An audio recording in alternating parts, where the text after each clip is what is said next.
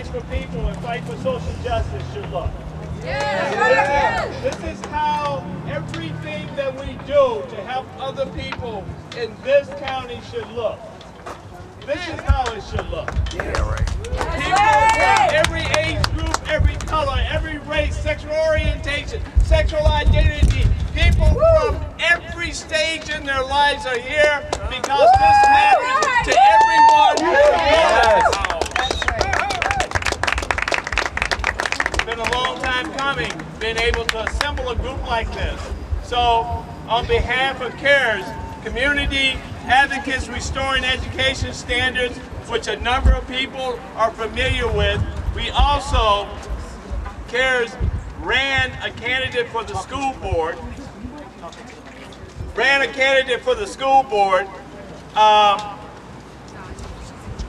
and I would just like to acknowledge that candidate because it not only took courage to run for the school board, but it also took a lot of work.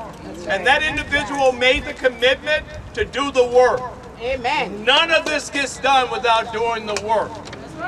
Someone just asked me a few minutes ago, why was it there are some of these people at another meeting? And I said, because the person didn't do the work. You didn't do the work. This took work to get this done. Let me acknowledge somebody, right? So the reason why we're here, right, is that Binghamton School District has been cited for disproportional suspension rates for students of disabilities. Those students are primarily students of color. They're primarily boys. And that sets up the school to prison pipeline, right? Suspensions, referrals, dropouts, kicking kids out of school, whatever you want to call it, all feeds the school to prison pipeline. And it is that pipeline that is the reason why they want to increase the size of Broome County Jail. Is because in this county, we are creating an underclass of citizens. Citizens that will fill your jail, and you go to any jail and you look at the population in it, all of them have not completed high school. I think it's somewhere in the neighborhood of 75%. 72%, I got my Mr. Statistic right here. 72%. Think about that. So if you don't finish school, there is a place for you in prison. They determine prison's bed by 4th grade reading levels. If you can't read by the 4th grade, they put you on a track. East Middle School is very familiar with that track.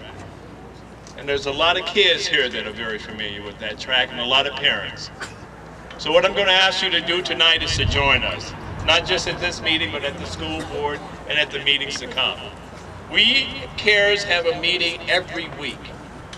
Every week at a different spot in this town, because we bring the message to the community. We don't wait for the community to come to us. So we're asking you to join us in this simple message. Keep kids in school. Keep kids in school. Keep kids in school. Keep kids in school. Keep kids in school. Keep kids in school. Keep kids in school. Thank you. This is Michael Vasquez. I'm with the Binghamton Political Buzz, and I'm speaking with Larry Parham after the Black Lives Matter event in front of City Hall in Binghamton, New York. And we just want to take a moment to ask him a few questions. First of all, what motivated the event today? Well, what motivated the event was that we had some allies that were concerned about the suspension rates and disciplinary action taken by the Binghamton City School District, and in particular the citing by the New York State Department of Education for disproportional suspension rates and disproportional disciplinary actions for kids with disabilities. Okay, so kids with disabilities, not necessarily those of color. Those kids are disproportionately of color, and when we talk about disproportionately of color, somewhere in the neighborhood around 80% of them. Okay. So if the suspensions are for kids with disabilities, it would disproportionately impact students of color. Okay. By the way, may I ask where you cite that number 80% from? I cite that number from the school district. I think you can check on that. That's pretty accurate. Well, I just want to make sure that that's pretty accurate. It's pretty accurate somewhere in that neighborhood. Fair enough. So the Black Lives Movement nationally has been known for its emphasis on just Black lives. There is a counter movement which states that all lives matter. Mm-hmm. How would you answer that, especially in reference to Binghamton? I would answer that I think that all lives matters when those same people who say that Black lives matters to them. I have no problem with saying all lives matters. I do have a problem with people that are afraid to say Black lives matter, but are willing to say all lives matter. And I also think, to be perfectly honest with you about it, that when you have a fear to say any particular group, there's a concern with that. Because when you talk about all lives matter, then you shouldn't have a problem with naming those groups.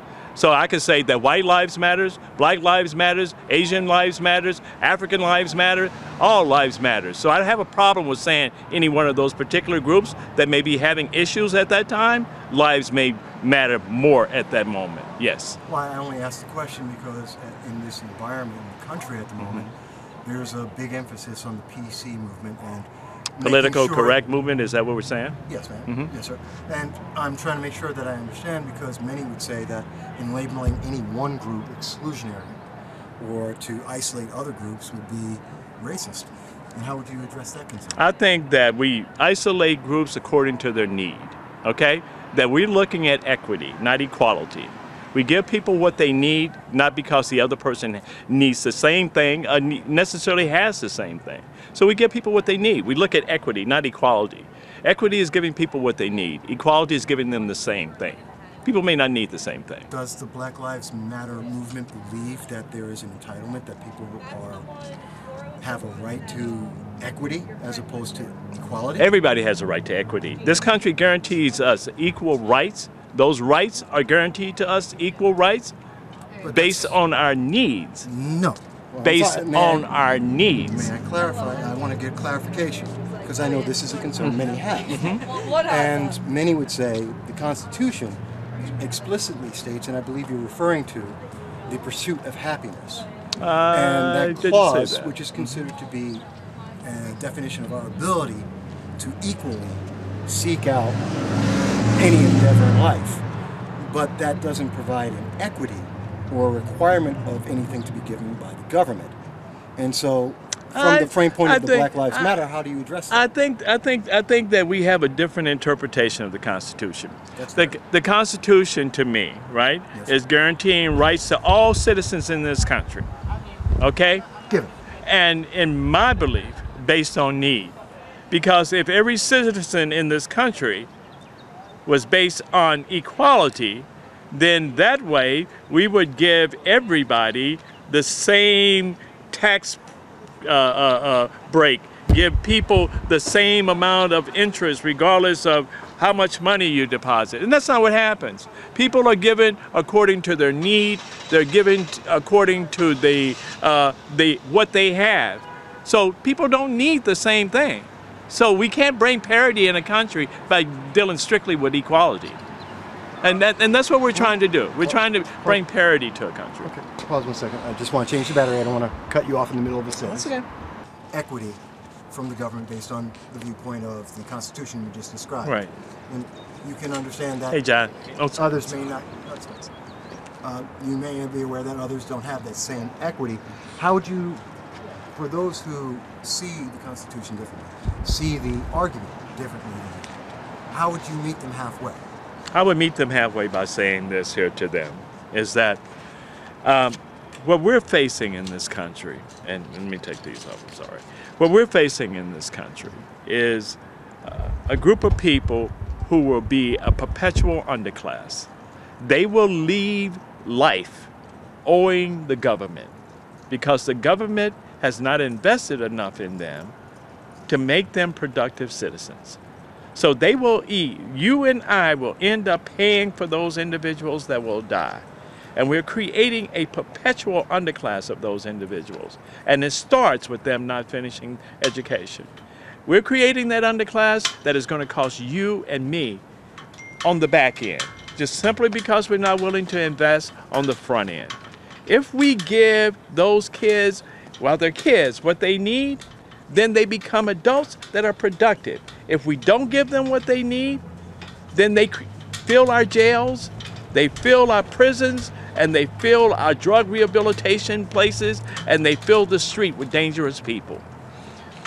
Give them what they need while they're kids. Give them the education that they need while they're young, and then that way we don't have to pay for them when they're older. So I would say to them is that if you want us a safer society, then we know that the higher an educated society is, the safer it is. We know that for a fact.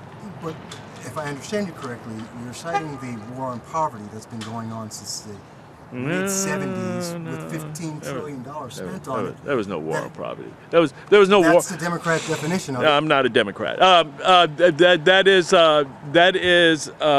There was no war on poverty, and there was no war on drugs, okay? There was a war that created more problems for this country, but there wasn't any war. Because we know what war is. Well, we do know that we have spent... I know we spent a lot of money. $15 trillion on education and poverty programs. Yeah, and look how much money we spent on... Look how much money we spent on drugs. We spent a lot of money, but we haven't tackled the problem. 10 times that, we spend about $125 billion a year on education. And you're saying that's not enough. And that there should be more. No, I'm not saying that that's not enough. I'm misunderstanding. Okay, because money is never going to be the total answer. It's how you appropriate that money. It's the most important element. Okay, it's about disbursement. It's disbursement and putting the money where the need is. Okay, I just want to make sure that I did understand. High need districts like Binghamton is a high need district, right? Needs more for its students than Long Island School, that tax base is off the roof. They're getting the same break as Binghamton is getting, even though the need isn't the same. Okay, just two questions, and I'll let you go. And I thank you again for taking the time. Thank you. This obviously should be a longer conversation. We're trying to cover a lot of ground all at once. Very good. So I do thank you for what we can get. Okay. The first question, just something you just mentioned. You said you're not a Democrat, but you are with Citizen Action, which is considered a Democratic group. No, Citizen Action is a Working Families Party organization. Which is has always been a Working Families organization, and Working Family is the progressive arm of what you would call liberal politics. Okay, so it is not aligned, because as many people understand it, it is aligned with Democrats. Oh. You're saying it is not a Democratic organization. For Bernie, who came down this year, it was the Working Families Party who came out in support of Bernie. The rest of the Democrats came out in support of Hillary. Okay. Working Families, and many of them are called Citizen Action. Citizen Action is a membership organization. Working Families Party is a political organization. Okay, so they're two separate groups. That they're affiliated with. Many people throw those names together. I wanted to get clarification. They're not the same. I'm a Working Family Party state delegate, and I'm a Citizen Action board member. Okay, I just want to make sure we get that clear. The second thing is, if the Black Lives Matter movement, Citizen Action, Working Families could have their answer to this problem resolved tomorrow, what is that answer? What would it look like? That you're speaking about today, that we're being addressed at this moment. Right. What would that answer look like? It would look like this, Michael. It would look like a school district that reflects the demographics of its community. That means that there would be black and brown teachers throughout that school district. There would be parents that come from interacting with that school district, that comes from every community element in this community. And you say it does not, and there's about 6.5% minority population in Binghamton at this time. And you're saying it does not represent that. Oh, it's more than that in Binghamton. We're talking about Broome County, but Binghamton, we're talking about close to 15% of the population or more. Not according to the last thing I saw by the when you look Bureau at of when Labor Statistics. you look at the census for Binghamton, and you know what the student population is at Binghamton School District I'm going to have for minority students. I will have it tomorrow. But You know what it is? Let's just use the high school for example. About 40%. East Middle School, 49%. Okay. You don't get that from 6% of the population. And the rest of the city? And the rest of the city. We're talking about Binghamton now because that's the only one that contributes to it. I said the rest of the city. The rest of the area? The rest of the area is not as diverse as Binghamton. Binghamton is the most diverse element here. In Binghamton, the minority population is significant. I will double check that. And in the schools, in every school here is over 35%. And I will double check that. But I know you will. For that number. I know you will. Oh, by the way, why didn't you guys get a permit For what? for the march? I don't know. That was not my part. They are marching in allegiance to CARES. CARES is Community Advocates Restoring Education Standards.